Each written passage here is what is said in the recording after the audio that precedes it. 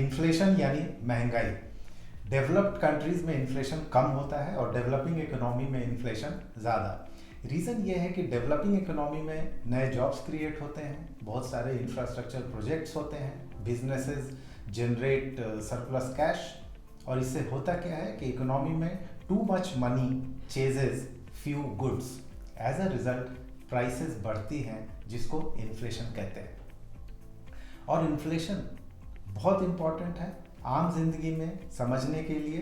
अगर आपके पास 100 रुपीज़ है और आप 1 लीटर मिल्क खरीद रहे हैं, तो हो सकता है नेक्स्ट ईयर या 2 साल बाद आपका 100 रुपीज़ 1 लीटर मिल्क नहीं खरीद पाएगा। इसका मतलब ये हुआ या तो मिल्क का प्राइस बढ़ गया, या इन अदर वर्ड्स आपके 100 रुपीज़ का वैल्यू कम हो गया। This is a very important concept when you are making your financial plan. अगर आप इन्फ्लेशन को कंसिडर नहीं करते हैं तो आपका फिनेंशियल प्लान टोटली रॉन्ग हो जाता है। And this is why the concept of inflation adjusted return has come. अगर आपका रिटर्न फॉर एग्जाम्पल 10% है और इन्फ्लेशन भी 10% है, तो आप कंसिडर कीजिए कि आपका रिटर्न 0 है। So what is most important is inflation adjusted return, and you must consider inflation adjusted return while making your financial plan, especially over a long period of time. Financial planning में अब ये प्रश्न उठता है कि inflation का rate क्या है। इन्फ्लेशन का रेट ऑलवेज चेंज होता रहता है। This is why we have to be very careful while making a financial plan.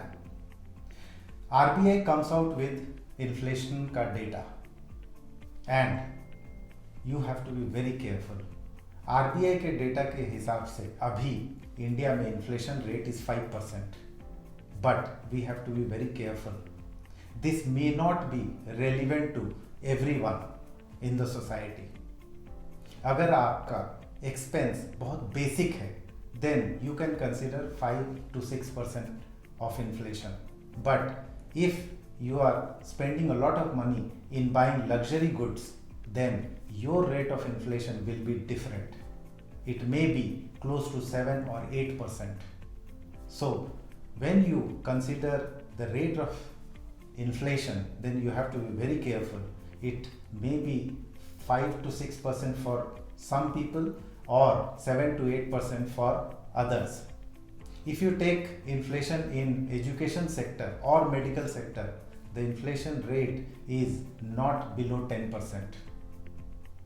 To conclude, inflation rate varies from people to people. Now, how to consider your rate of inflation which is applicable to you? It all depends on the kind of goods and services you consume. Now, when you plan for your financial goal, you must consider which investment option will beat inflation and give you inflation adjusted return. Let us take examples. अगर आप fixed deposit में invest करते हैं तो आपको return मिलता है 5 to 6% और मैक्सिमम 7%। और अगर आपका इन्फ्लेशन भी 7% है, then you are getting no inflation adjusted return. Then your money is not growing. Coming to the example of equity. Equity is the only option where you will always beat inflation over a long period of time.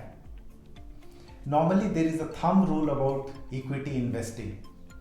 The return which you get in equity is a sum of the inflation prevailing in the economy and the rate at which the economy is growing. If the inflation rate is 7% or 6% and the economy is growing by 7%, you may expect 13% return over a long period of time if you invest in equity. To conclude, in equity, you are getting a return which is more than inflation. The inflation adjusted return is close to 6%. This is why we always maintain that equity is the option which can give you the best return over a long period of time. For all such information, please subscribe to our channel and share our videos. Thank you very much.